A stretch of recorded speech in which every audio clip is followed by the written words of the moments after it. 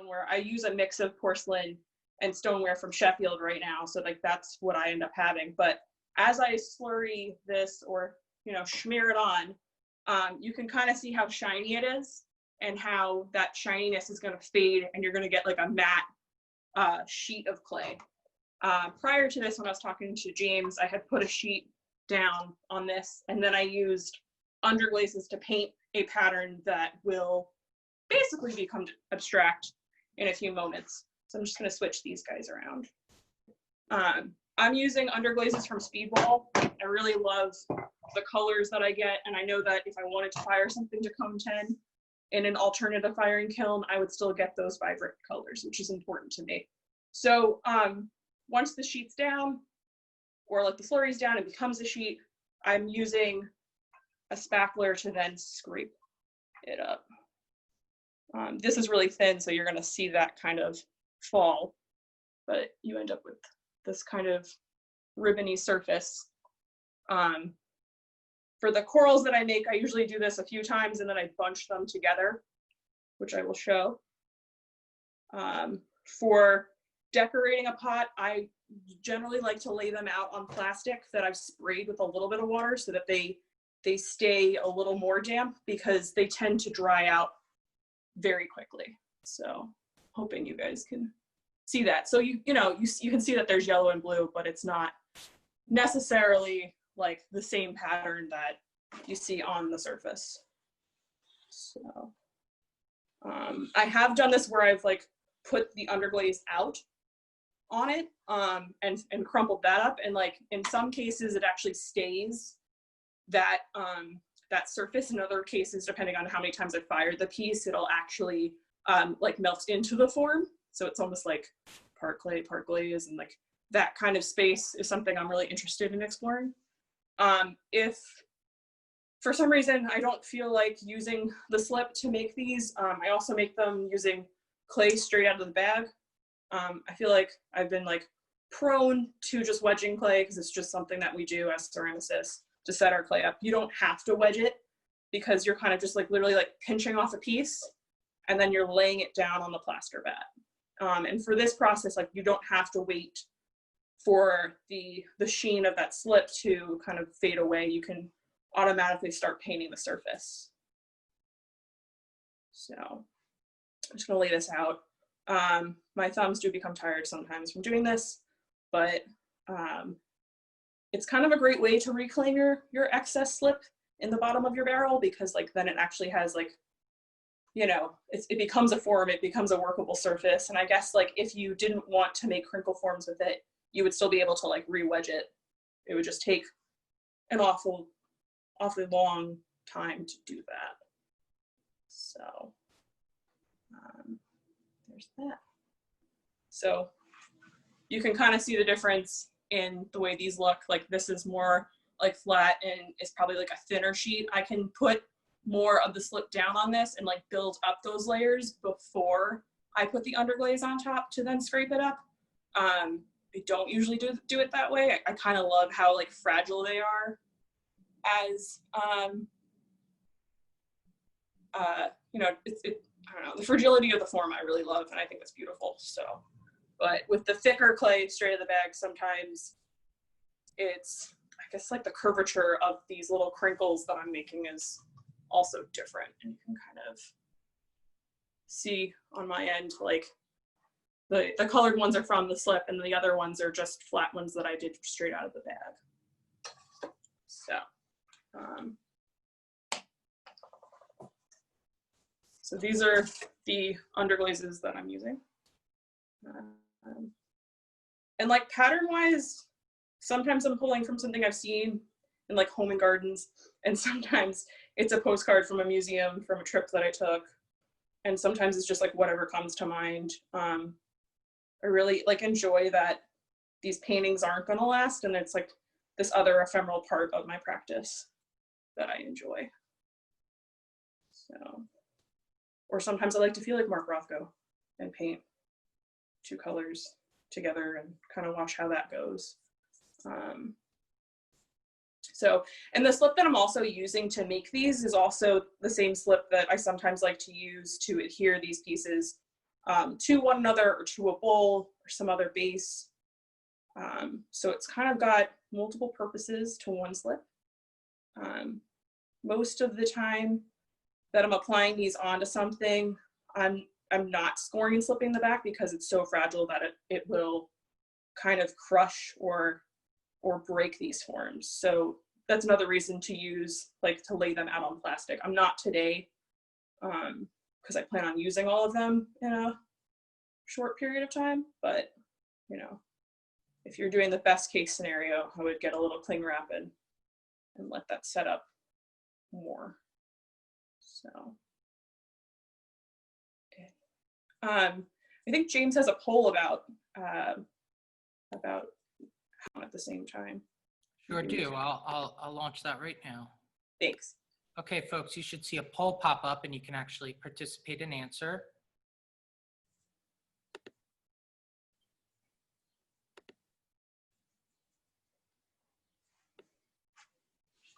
So it'll help giving Lauren an idea of, you know, what everyone's doing back in their studios, if you have access to one. I've been really lucky during this time to have access to the studio. I know that's something that, like, I'm doing my best to make sure that I have made the time to be here. I don't know if you guys are serial makers, but I consider myself one. And I find it really important to be able to give yourself that time in the studio, particularly when it's a difficult time outside of the studio. So I'm going to use the thicker of the two, or wider of the two forms. So everybody, well, most people are working on lots of projects. I think that's great. When I'm in the studio, being that my studio time has changed a lot over the last year after having my daughter, I've had to really plan out what I'm doing in the studio before I get here so that that time is allotted to whatever it is. But I'm usually working on, like, a few different things, like whether that's making the rock forms or, you know, maybe I'm figuring out what pots I'm going to recycle into my practice, or make corals, right? So for the coral forms, I'm scraping those up and then I'm pinching the bottom to kind of pinch them together to make that floral form. So this is the start of what would be one of those big coral beds, but I'm using, like, usually I'm using like 200 of them or something like that. I went over to the Plaster Gallery about a week ago to deinstall Constructing Awkward Beauty from the Claytopian show, and I lucked out because, like, we were able to be there, and B, there was, like, no one else there other than the guy that was, you know, like, the artist in residence at the time. So I took time to actually photograph some of the corals from that install separately and to, like, look at them and have that time with the work that sometimes we don't have when we pack up, because I feel like there's such a rush to be home. And I felt like I just kind of needed a break to be with my work in a space that I didn't have to think about.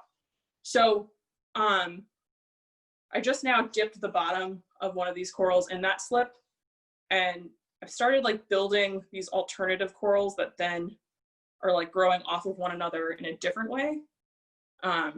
Normally I would have let that dry, like, a little bit more before I did that, but sometimes we learn different things while we're doing things not the way we expect to, you know, welcoming the unexpected in your practice. So sometimes I'm taking clay that I put that, like, marshmallowy kind of buttercream, like, slip in the middle of, and just like a taco, just kind of squeeze that around the form. And it kind of creates, like, this pocket of slip that's, like, up in the space. You can kind of see that there.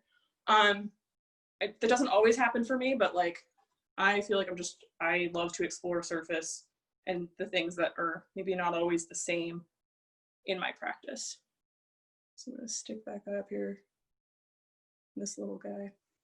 So I feel like maybe they're happy corals, but I don't know, I'm not Bob Ross, so I can't really do that. So with the wider one, and sometimes you can just, like, unroll that and use this as, like, a sheet on a piece. I know that I mentioned recycling pots a little while ago, and I think that's probably, like, partially because of, like, COVID-19 and partially not, but, like, my studio practice has always been to, like, make parts that then go with other things later. And I don't have to necessarily know what they're going towards, like down to like, I have a sketch of this thing and I need like 50 of these pieces. It's more or less like, I'm making this thing and here's like ideas of parts that I could see in the final piece. But for me, it's a lot of like,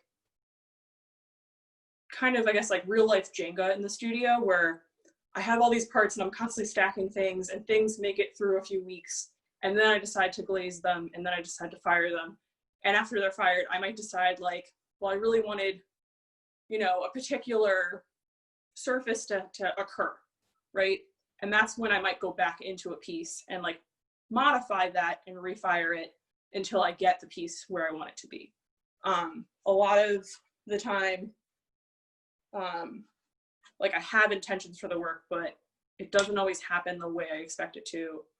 And I don't find that having to refire something as like a failure. I just find it as like, this is a part of my process. And I think it's important to like allow yourself to, you know, have moments where like, you kind of wish you could go back to that thing and do it differently. Like clay does allow for that. Granted, I'm working in my own studio, in my own kiln. So like there's safety precautions I take so things don't get messed up in the kiln, and not every studio may allow for that. But I think that if you talk to your instructors or you talk to your studio managers, like usually you can work out something to get what you need done. So right now I'm kind of crinkling and playing with the surface that I've created. You can also just like rip off sections of it. And so I have a bowl that I threw on the wheel and I've started a coil pot on top of it. And I've started to apply some of that surface that I'm making on top of it. In the interior, I have a support coil going around the center, and I am putting wet clay straight onto glazed clay. And I'm sure there's gonna be some type of question about how does that work? But it depends on the day. There are some days where I'm waiting for things to be bone dry and I load things very carefully so that they like stay where they are. And ideally, the glaze that's there would fuse to this piece, but I'm using a cone 6 with a cone 6 clay. So when I go to bisque something, there's a small chance that since the fluxes in my glaze don't fire like to a point where they'll melt at cone 04, that like it'll fire and it might warp or it might crack or it might, you know, fall off the piece. And like that happens, but most of the time it stays where it is. And then I'm able to glaze the whole thing and then refire it to cone 6. And it kind of works with me. But there are days where that is not the case. And I guess I've welcomed like some unfortunate moments into my practice because I'm doing things in an unorthodox kind of way. So, you know, I feel like for a while I was making pots and I was upset that they weren't coming out exactly like my instructors. And then I found a different way of doing something that definitely wasn't anything like my instructors, but made me happy. And I feel like that's really important in a studio practice, is like, it's good to be able to make an exact copy of someone's work, but it's also really good to find your own place in your work. So this is that longer sheet, and I'm going to be putting slip on this and applying it to the rim of my piece. And I've used that rib with the little spikies on it to, you know, make sure that my coils are together and that the side of my pot is scored, since I don't feel comfortable scoring these thin sheets. So, and depending on how like dry this is, you know, just kind of like take your time a little bit. I don't necessarily put slip on like every edge of this, but I put it on most of it because I don't mind there being like a little bit of like a flare on the edge of it.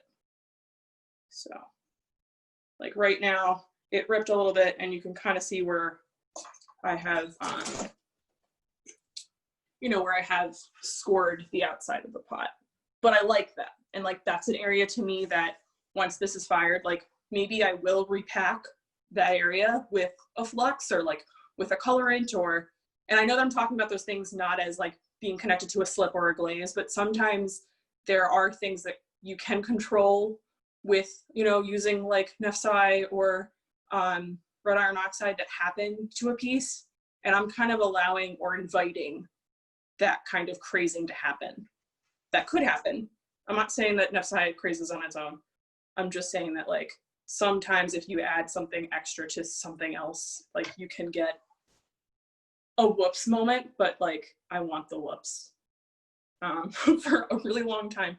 I don't know if it was my mom or like another ceramics teacher that I had, but they were like, oh, it's an accident, but it's a good accident. So it's called an OBI, like an OBI. And I believe that for a long time, but that word doesn't actually exist. But the idea of it being a teachable moment does exist. So I still use OBI like in my practice, you know, like the welcomed accidents that work out to our advantage. And I think it's important to like let young people or anybody who's learning clay, didn't mean to just separate those two. Anyone learning clay that like sometimes there's something that's like a whoops, but it's good. And the way to master that is to learn how it happened and control that in your practice. And like, that's what I'm kind of trying to do lately. So, the great thing about these sheets of clay that I'm creating is that they do hold their form well. So in the same way that you might fire like a flat piece, you could, like I could fire these like this and get these to stay like this and either fire them all the way so that they're completely vitrified, or I can fire them, you know, like I would in a normal bisque and glaze them and maybe put them on stilts or maybe find some other way to adhere them to my work. You know, like I like the possibilities of an item, and I think that's important too. So I've got some scraps going on, and those are hanging out in my little bucket.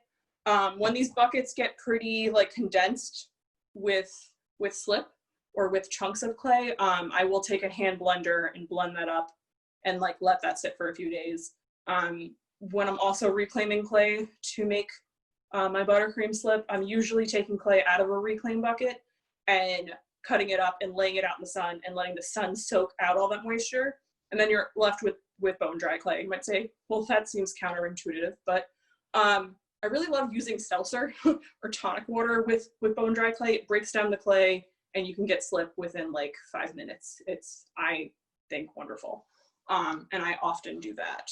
So if you have the opportunity to do it that way and you need slip, it's good for, you know, mending, binding, making corals, you know, you've got options. I think that's really nice to have.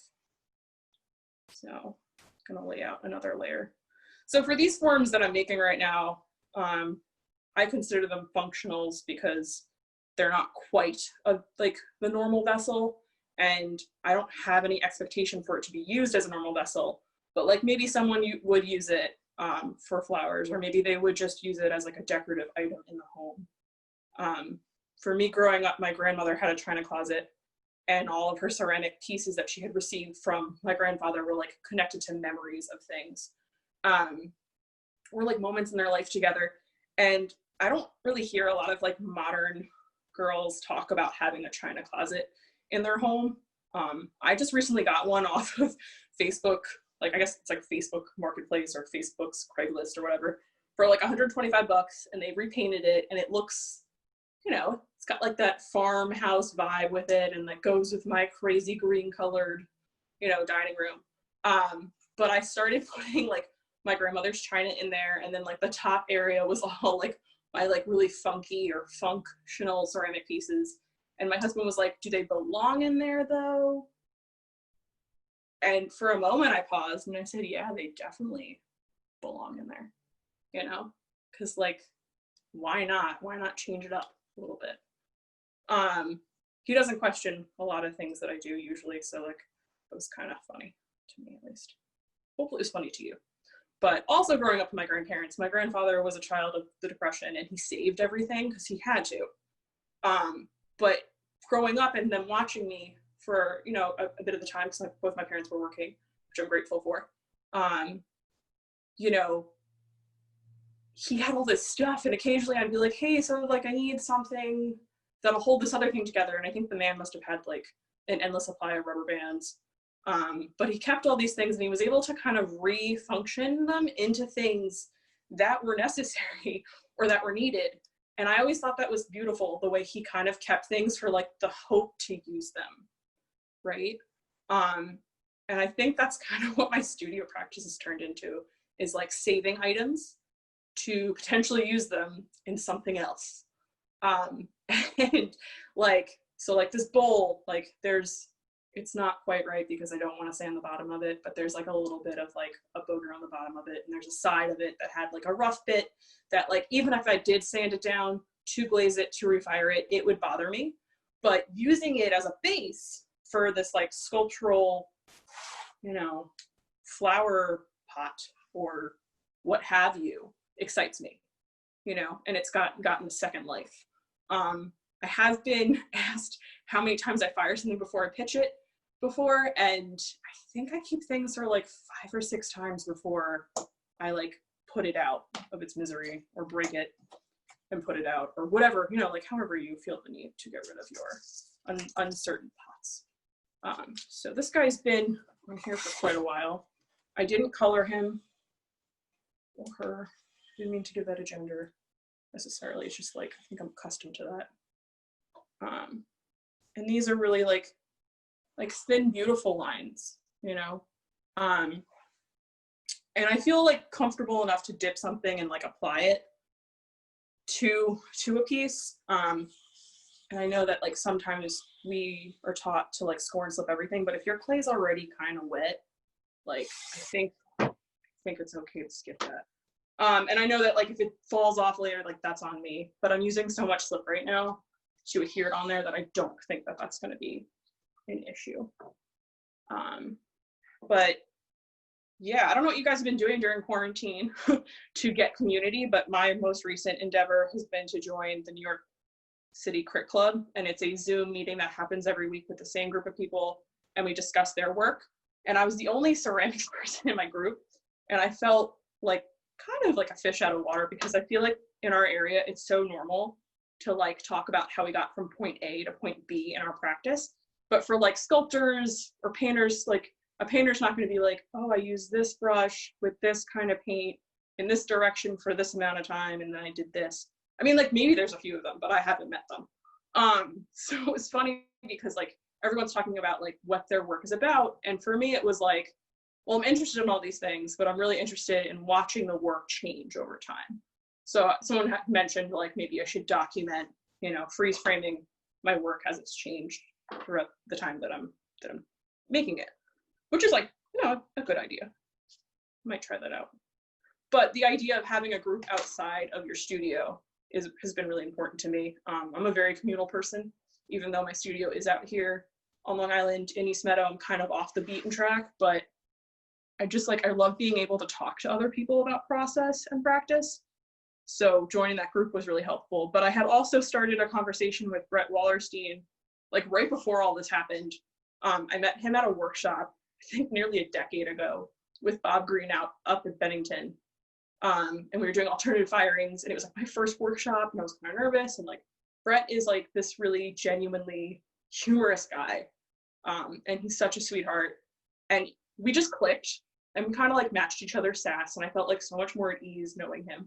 And we've kind of like, we've kept up, but probably not as much as like we both would like to, just because like, you know, life gets busy and things happen. So I had seen his work for Small Favors, and I had seen his work, you know, taking shape more. He's finishing up his MFA at Hood right now. Well, I think he is. I don't know what the current status is, but I had asked him if he would send me some older work that I could apply into my work, because I thought our work would really complement each other. He does these beautiful porcelain objects of like these, like, I think they're called sea pods. If I'm wrong about that, I'm sorry. But let's call them sea pods for now. And I thought his beautiful, like, kind of just very like minimalist, beautiful forms would pair really well with this kind of crazy texture that I have. And that piece I think is actually up on my website right now. And we applied to Contrast and Harmony for Ceramics Monthly, so like keep your fingers crossed for us. But we started this whole conversation on like kind of collaborating or morphing each other's work into each other's work and kind of finding a different way of transforming it. So I have this week, on my list of things to do is to mail him some plain porcelain florals that he's going to kind of remerge or submerge into his practice. And I think that that's been like a positive thing to think about during this time, is that it's such a great time to reach out to other ceramicists or sculptors or like what have you that you're interested in art-wise, and see if you can, you know, trade work, or maybe trade shop talk, or just say, hey, like, we should collaborate on something. Like, what if I took your work and did this with it, and you took mine, and like maybe there's ways of documenting that and kind of like literally connecting our work and connecting that conversation, because I think it's really important to, you know, stop and learn things in your practice. And the best way for me to learn sometimes is to like look at other people's work and ask those questions. So I hope you find time to do that. Although I'm really happy to be here today just to talk about my practice and talk about the things that I'm doing. So like right now I'm kind of makes me think of candy corn kind of surface, but I'm going to be adding blue to it. So James, are there any questions that we could filter through?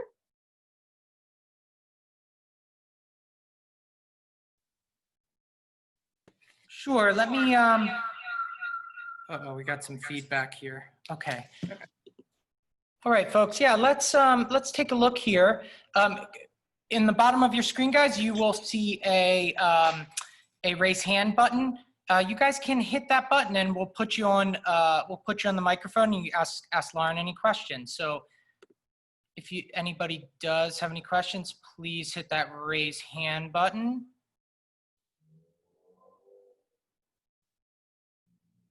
Any questions, folks? You can also feel free to type it into the chat bar if you like. Okay, Lauren, first up we have Vicky. Hi, Vicky.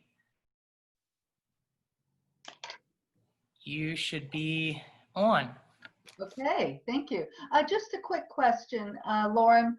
Sure. Do you use seltzer and something else to quickly flake Right. down? Yeah. So I'm laying clay out to become bone dry. I have access. My studio's in the garage at my parents' property. So I have the ability to lay clay out on like their picnic table, or just outside the studio door on like trays or, you know, backs or whatnot, and allowing that to become bone dry. And then from there, I'm putting that into a bucket. Most of the time it's like these takeout containers, and I'm pouring about like half a cup of seltzer in there and like watching it like deconstruct, and within 5 minutes, if I need more, then I'm adding more as I go. And in some cases, like if you have like a 10-gallon bucket, you know, you can have a lot of dry clay in there and pour like a whole liter of seltzer in there, and it should break it down pretty quickly. Okay, great, thank you. You got it.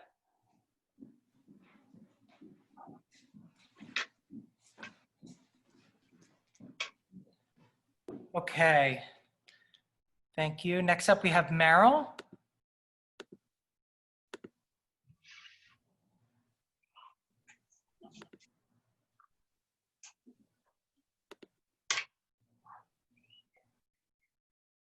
Hi, Meryl. Can you hear us? I hear you. You don't hear me? We sure can. All right. Is the board that you use cement? I'm using a plaster bat. Sorry, I should have mentioned that.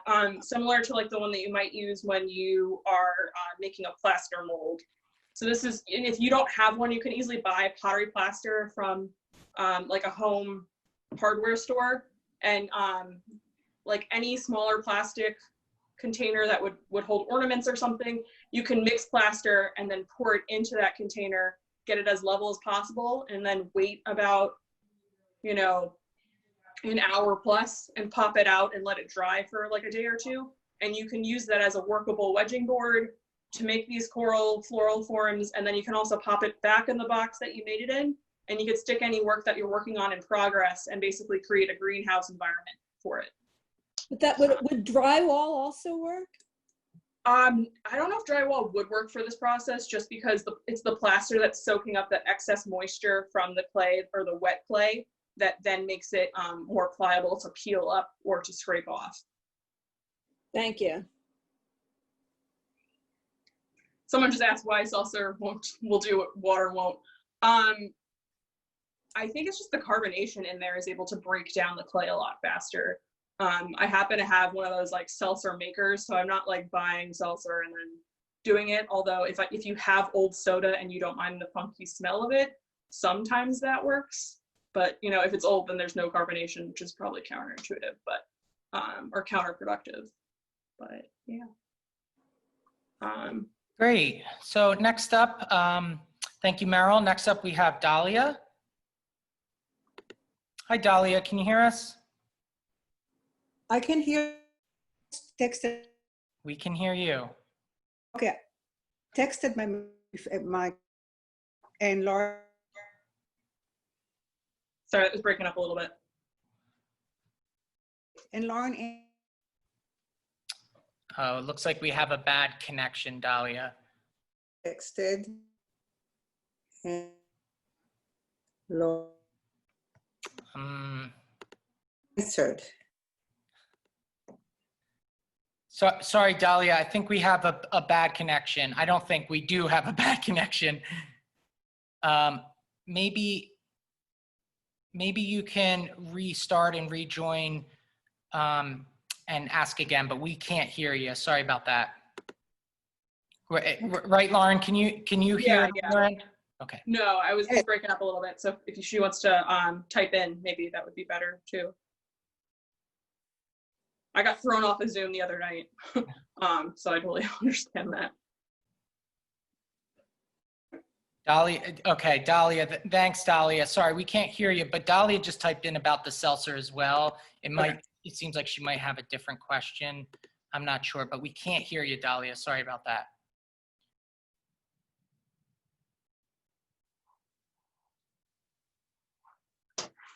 So with this form, I use that wider, you know, the wider scraper to bring it up, which you get more of like that paper consistency, and you can see a little bit more of those colors that I had painted on the surface.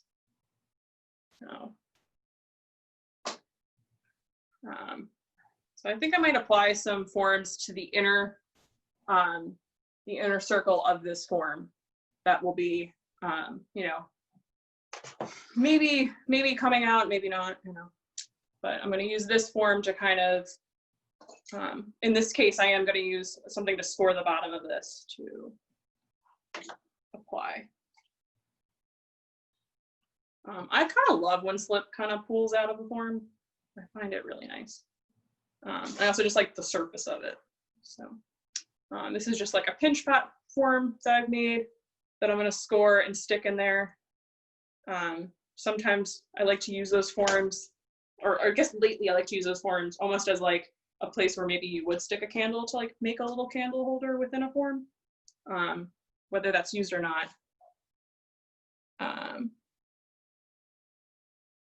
Yeah.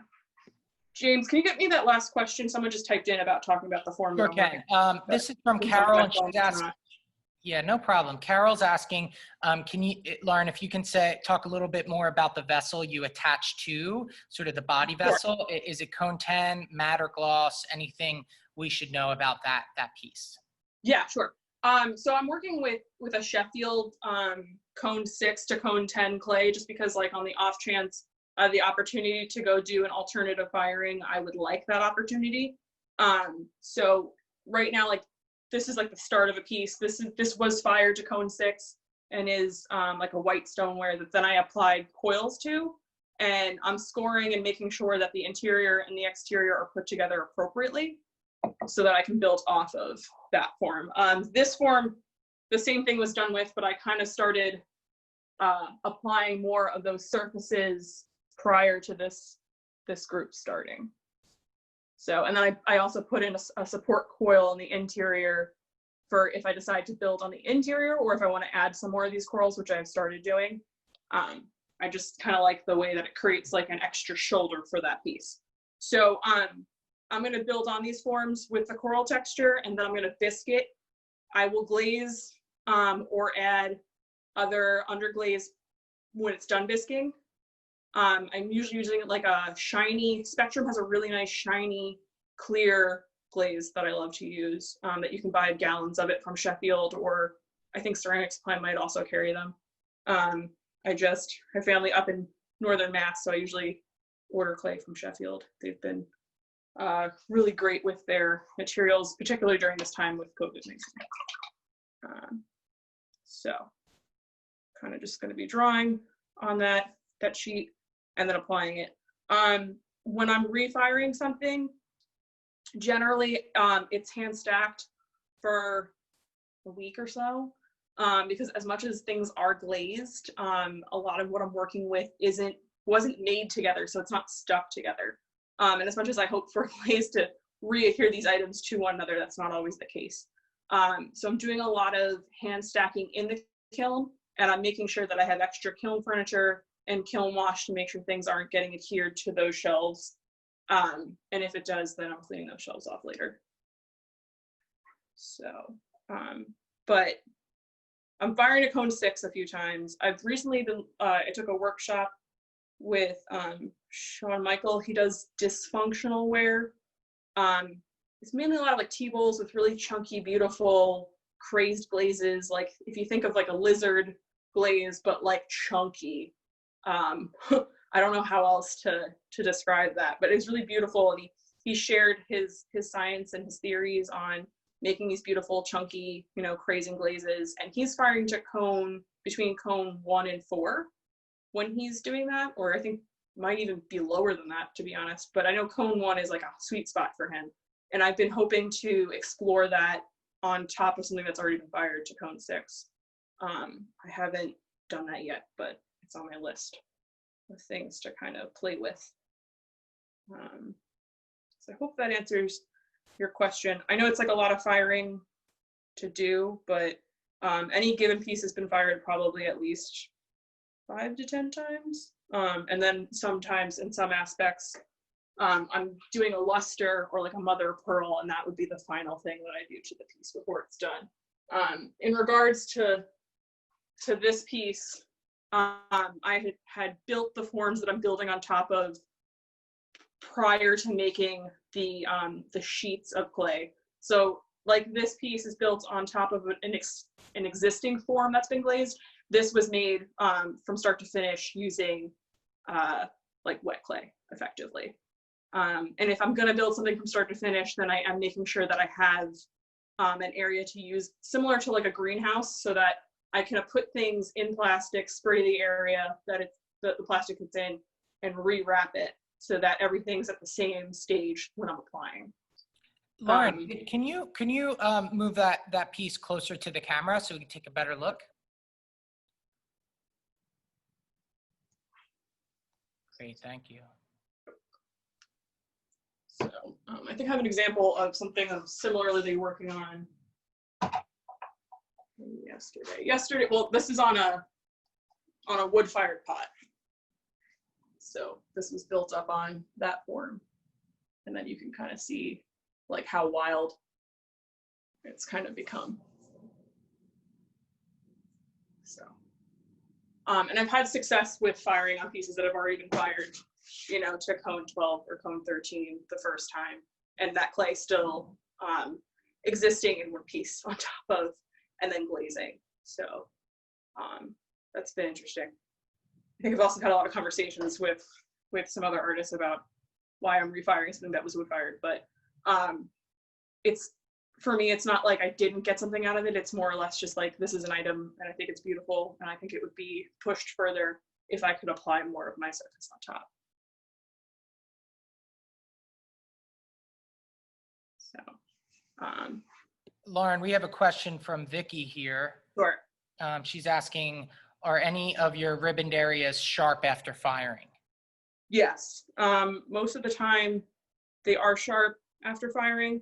And as much as I try to use glaze to kind of counteract that, the times that they, I guess, become like smooth, I feel like have taken away from like what the form is. And being that most of these aren't necessarily meant to be like everyday wares or forms that are maybe used as actively in the household, I'm not bothered by them being sharp, but I do try to like counteract that in the best ways possible that don't kind of counteract the form. So.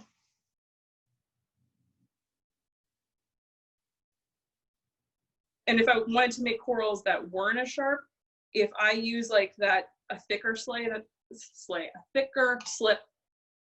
clay, that was good.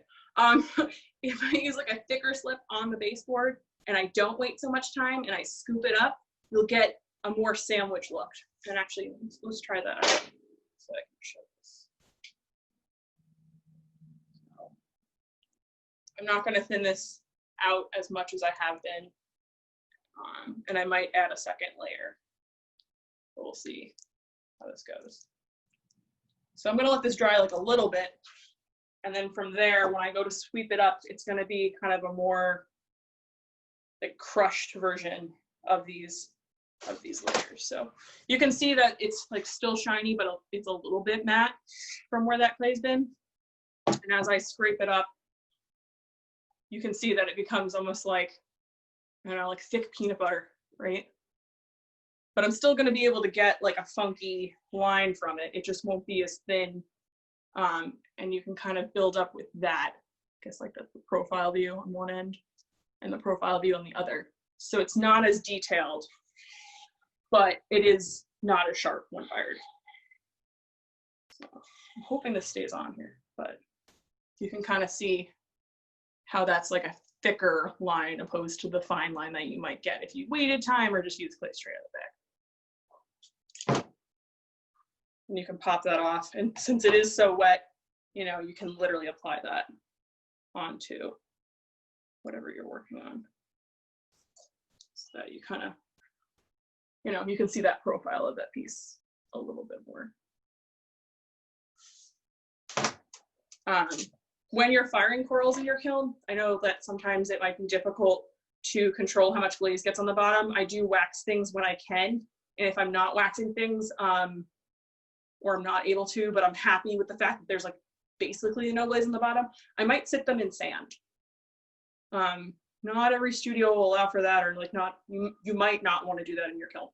But on the off chance if you don't mind doing that in your kiln, I feel like it kind of gives that more authentic look of like it's been pulled from the ocean. And I love when glaze pools in sand like that. I don't know, it does something for me.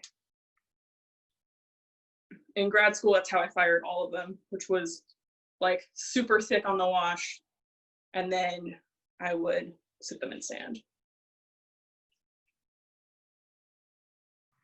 Now, these are like those ribbons that have come up. You can dip them in slip on the sides if you want or not. Depending on how wet your corals are, they may or may not stay together. So you might want to use the slip. But if you're, you know, experimenting with things, maybe you just want to see how that turns out. And then this is just like a really long, you know, sheet of that clay that I'm going to apply slip to, and then apply to a form.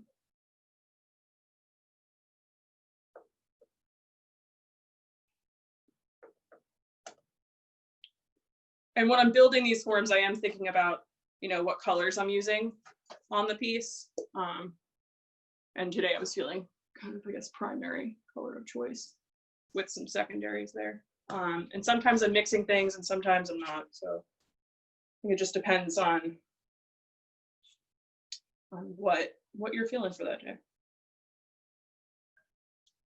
So here's some more like floral forms that I'm going to dip in slip and connect to the other piece.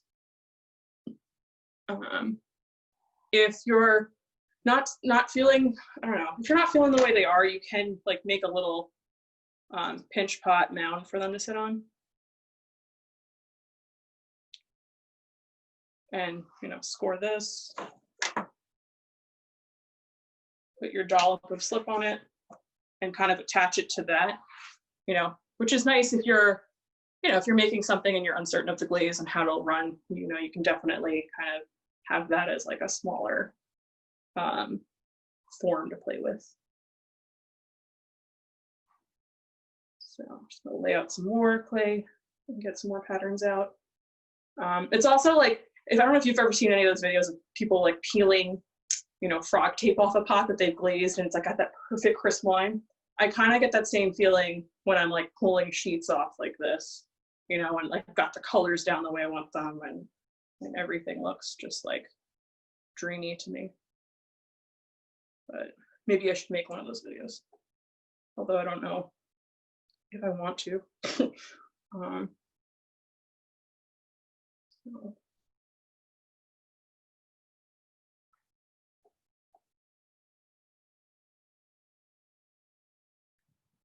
Kind of creating a block, almost like checkered pattern at this point with this orange.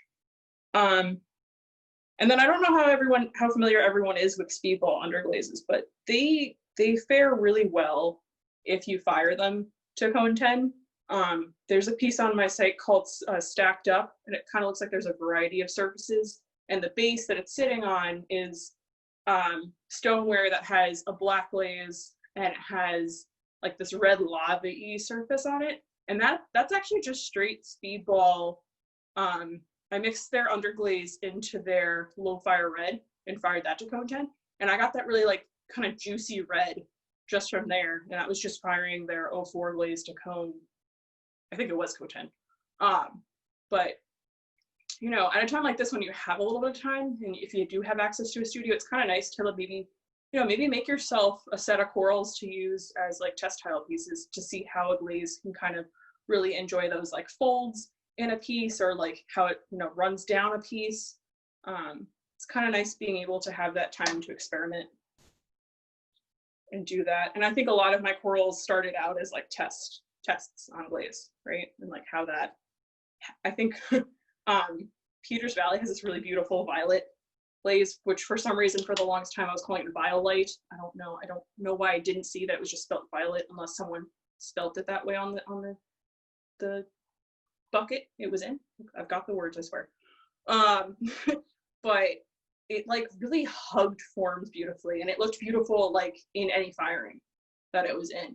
And that's like that dreamy. There's a few corals in the Clay Art Center shop, and those are all with that violet glaze that Bruce was nice enough to share the recipe of. But sometimes you just find a glaze that like hugs your piece right. You gotta go for it. Gotta do it all, you know? So right now I'm kind of using that little pocket or a little pinch pot that I made to actually stick a coral in. Lauren, Vicky is asking here about the purple speedball underglaze specifically. She's finding that it turns blue at cone 6. Does that? I haven't had that issue. I actually have an example of that one, strangely enough. I used the purple one recently to make these corals, and I wasn't having it turn blue. But if you're having issues with any of the colorants that you're using, their customer service has been really lovely. And you know, they're usually really good at like helping you out, or maybe making sure that everything's right with whatever you purchased from them. I know they're really great with grad school students too, or BFA students. When I was at RISD, I had never tried their underglazes before, and our school was like starting to sell them. And I don't think our department had used them yet, but I like wrote them a letter being about in grad school and wanting to sample out stuff. And Kate Davies was really lovely. She sent me a magazine and was like, what do you want to try? Just like check things off and like let me know. And I thought like maybe I would get like 3 or 4 to try, and they donated like $500 worth of material, and I ended up using that material while I taught a class so that everyone else could also appreciate that material. So they're by far one of the most like generous ceramic companies if you do have to work with them for that. Sorry, that was kind of a long answer to that, but I haven't had issues with the purple, I guess is the short answer. Is there any other color questions with speedball? We have Dahlia back. Let's give Dahlia another try.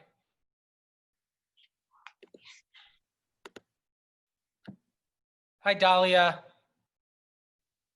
You're on.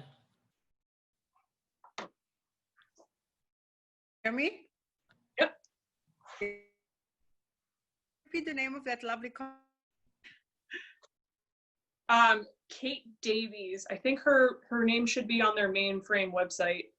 No, the name of the companies. Oh, Speedball. Speedball. Okay. Speedball, thank yeah. you. They're known for their printmaking materials, but they also make really beautiful like underglazes. Their low fire glazes also coat things really nicely. And if you are looking to funkify your glazes and feel like firing them up a temp, they run a little bit, but you get the same kind of beautiful surface that you would get at a lower temp. But, Thank you. yep. Thank you, Dahlia. Do we have any other questions, folks? Feel free to hit that raise hand button, or you can type in a question.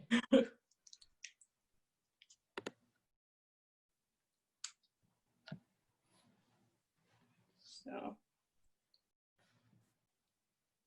yeah.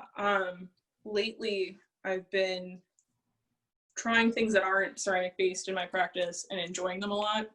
And I always felt like I couldn't use spray paint on ceramics, but I've been just enjoying how matte and neon you can get something. And I know that, like, you know, you can buy colorants and mix them and get them to be what you want them to be, but there's just something about like this thin matte quality of spray paint that I'm enjoying.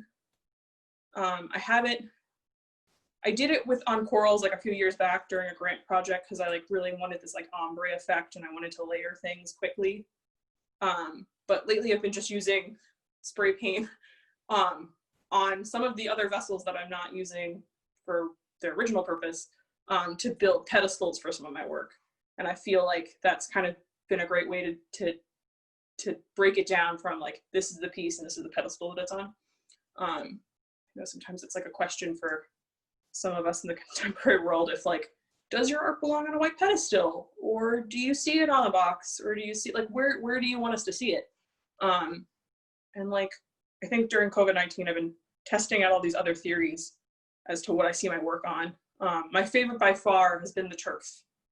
I ordered turf to be delivered, and I set my work up like it was like a lawn party outside. I know, really convenient to put fake grass on grass, but I later was able to talk the Patchogue Arts Council into like, kind of like letting me borrow space in their gallery to photograph work.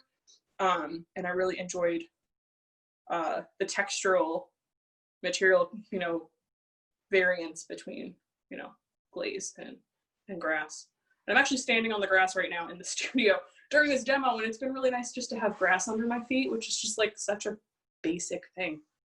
But it's been really nice being able to do that. So not sure if I'm gonna like vacuuming it later, but right now it's great. So I think our time has come to an end. Has it, James? Is that? Yeah, we're in an hour. I think we can start wrapping up. Okay, great.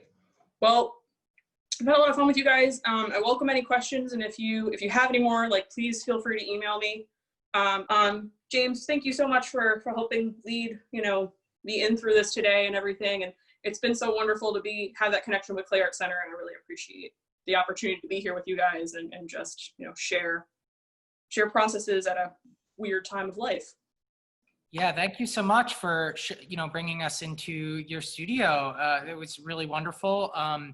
And Lauren, could you tell everybody before we wrap up where they could find your work and see more of your work?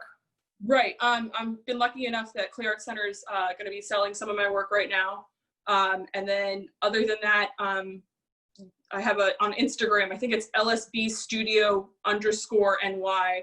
I've been selling some work off Instagram, and I'm hoping to do another raffle of work for BLM soon. So keep an eye out on that.